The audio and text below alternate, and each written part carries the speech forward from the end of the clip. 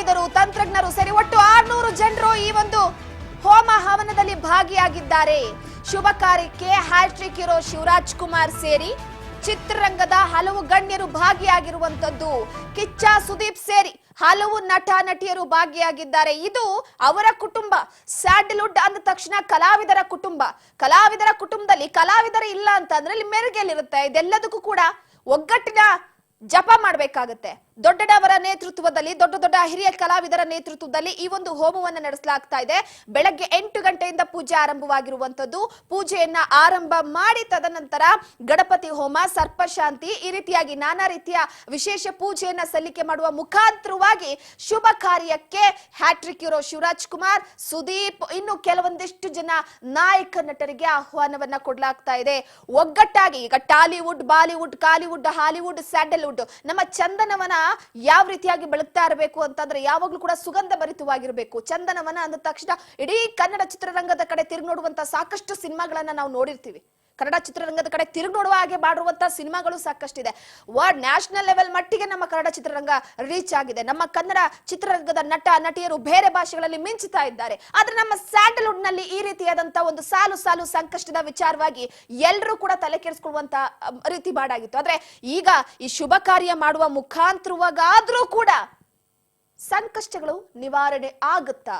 ಸಂಕಷ್ಟಗಳ ನಿವಾರಣೆಗೆ ಮಾಡಿರುವಂತಹ ಹೋಮ ಪ್ರತಿಫಲಿಸುತ್ತಾ? ಸಾಕಷ್ಟು ಪ್ರಶ್ನೆಗಳು. ಅದರ ಜೊತೆಗೆ ನಮ್ಮ ಸ್ಯಾಂಡಲ್ವುಡ್ ಚಂದನವನ್ನ ಯಾವಾಗ್ಲೂ ಕೂಡ ಹಿರಿಮೆ ಗರಿಮೆಯಲ್ಲಿ ಎತ್ತರದಲ್ಲಿರಬೇಕು. ಸೊ ಕಲಾವಿದರೆಲ್ಲರೂ ಕೂಡ ಸೇರಿ ಹೋಮ ಹವನದಲ್ಲಿ ಭಾಗಿಯಾಗಿ ಹೋಮ ಮಾಡುವ ಮುಖಾಂತರವಾಗಿ ಒಂದು ಶಾಂತಿಯ, ನೆಮ್ಮದಿಯ ವಾತಾವರಣ ಬೇಕು ಅನ್ನೋದಕ್ಕೆ ಮೃತ್ಯುಂಜಯ ಹೋಮ ಸೇರಿ ವಿಶೇಷ ಪೂಜೆಯನ್ನ ನಡೆಸಲಾಗ್ತಾ ಇದೆ. ಎಲ್ಲರೂ ಒಗ್ಗಟ್ಟಾಗಿ ಇಲ್ಲಿ ಒಗ್ಗಟ್ಟಿನ ಬಲ ಪ್ರದರ್ಶನ ಬೇಕಾಗಿದೆ. ನಿರ್ಮಾಪಕರುಗಳು ಸ್ವಲ್ಪ ಮನಸ್ಸು ಮಾಡಬೇಕಾಗಿದೆ.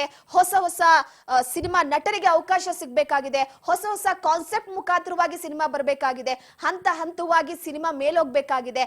ಇಲ್ಲಿವರೆಗೂ ಕೂಡ ಎಕ್ಸ್ಪೆಕ್ಟ್ ಮಾಡಿದಂತ ನಟರ ಸಿನಿಮಾಗಳು ರಿಲೀಸ್ ಆಗ್ತಾ ಇಲ್ಲ. 2-3 ವರ್ಷ ಒಂದೊಂದು ಸಿನಿಮಾ ತೆಗಿಬೇಕು ಅಂದ್ರೆ 2 ವರ್ಷ 3 ವರ್ಷ ತೆಗೆದುಕೊಳ್ತಿದ್ದಾರೆ.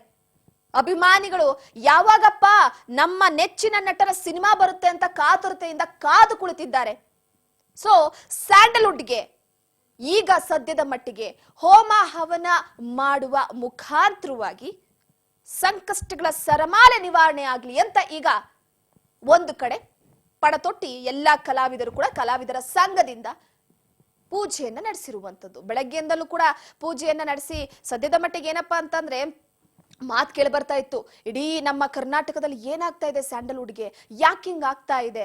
ಆ ಕಡೆ ಡಿವೋರ್ಸ್ಗಳು, ಈ ಕಡೆ ಕೊಲೆ ವಿಚಾರವಾಗಿ ಅರೆಸ್ಟ್, ಮತ್ತೊಂದು ಕಡೆ ಸ್ಯಾಂಡಲ್ವುಡ್ ನಲ್ಲಿ ಉತ್ತಮವಾದಂತ ಸಿನಿಮಾ ಬರ್ತಾ ಇಲ್ಲ, ಪ್ರೇಕ್ಷಕರು ಎದುರು ನೋಡ್ತಾ ಇರುವಂತ ಸಿನಿಮಾ ಬರ್ತಿಲ್ಲ, ಕಾನ್ಸೆಪ್ಟ್ ವಿಚಾರವಾಗಿ ಎಲ್ಲೆಡಲಾಗ್ತಾ ಇದೆ, ನಿರ್ಮಾಪಕರು ಮುಂದೆ ಬರ್ತಿಲ್ಲ, ಕೋಟಿ ಇನ್ವೆಸ್ಟ್ಮೆಂಟ್ ಹಾಕೋರು ಯಾರು ಕೂಡ ಬರ್ತಾ ಇಲ್ಲ, ಎಲ್ಲ ಪ್ಯಾನ್ ಇಂಡಿಯಾ ಲೆವೆಲ್ಗೆ ಹೋಗ್ತಾ ಇರುವಂತ ಸಿನಿಮಾ.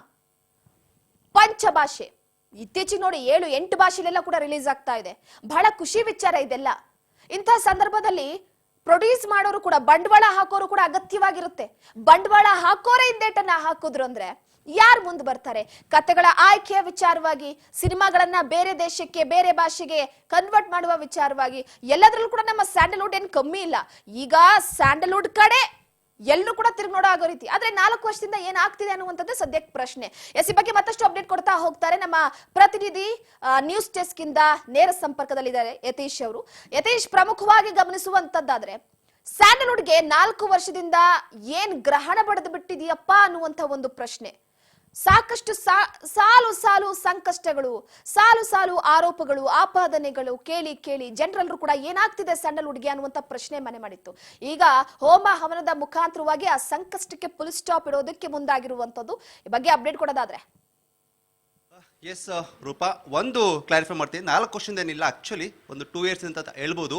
ಯಾಕೆಂದರೆ ಕನ್ನಡ ಚಿತ್ರರಂಗ ಅಂದರೆ ತನ್ನದೇ ಆದಂಥ ಇತಿಹಾಸವನ್ನು ಹೊಂದಿರುವಂಥದ್ದು, ಸಾಕಷ್ಟು 8 ಸಿನಿಮಾಗಳನ್ನು ಕೊಟ್ಟಿರುವಂಥದ್ದು, ಸಾಕಷ್ಟು ಚರಿತ್ರೆ ಸೃಷ್ಟಿ ಮಾಡಿದಂಥ ಸಿನಿಮಾ ರಂಗ ಕನ್ನಡ ಚಿತ್ರರಂಗ. ಇವತ್ತ ಕನ್ನಡ ಚಿತ್ರರಂಗ ಕೇವಲ ಕರ್ನಾಟಕಕ್ಕೆ ಮಾತ್ರ ಉಳಿದಿಲ್ಲ, ಇಡೀ ವರ್ಲ್ಡ್ ವೈಡ್ ತನ್ನ ಭಾವಗಳನ್ನು ಚಾಚಿರುವಂಥದ್ದು, ತನ್ನ ಹಸ್ತವನ್ನು ಚಾಚಿರುವಂಥದ್ದು. ಆ ಮಟ್ಟಿಗೆ ಇವತ್ತು ಇಂಡಸ್ಟ್ರಿ ಎಲ್ಲ ಕಡೆ ಮನೆ ಮಾತಾಗಿದೆ.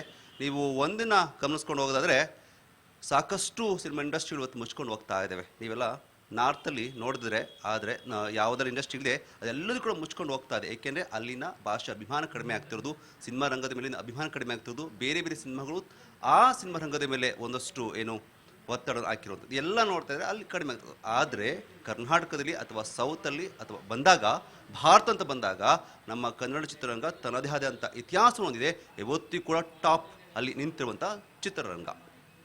ಆದರೆ ನೀವು ಹೇಳ್ದಂಗೆ ಕಳೆದ 2 ವರ್ಷಗಳಿಂದ ಇಂಡಸ್ಟ್ರಿ ಯಾವುದು ಕೂಡ ಒಳ್ಳೆ ಕೆಲಸಗಳು ಆಗ್ತಿಲ್ಲ, ಒಳ್ಳೆ ಸಿನಿಮಾಗಳು ಹಿಟ್ಟಾಗ್ತಿಲ್ಲ ಅನ್ನೋದು ಕೊರಗು ಕಾಡ್ತದೆ. ಅದರಲ್ಲೂ ಇತ್ತೀಚೆಗೆ 1 ವರ್ಷ ಅಂತೂ ಸಾಕಷ್ಟು ಆ ಥರ ನೋವನ್ನು ಅನುಭವಿಸ್ತಾ ಇದ್ದಾರೆ. ಹಾಗಾಗಿ ಏನಾಗ್ತಾ ಇದೆ, ಕೇವಲ ನೆಗೆಟಿವ್ ಅಷ್ಟೇ ವಿಚಾರಗಳು ಪ್ರಚಾರ ಆಗ್ತಾ ಇದೆ.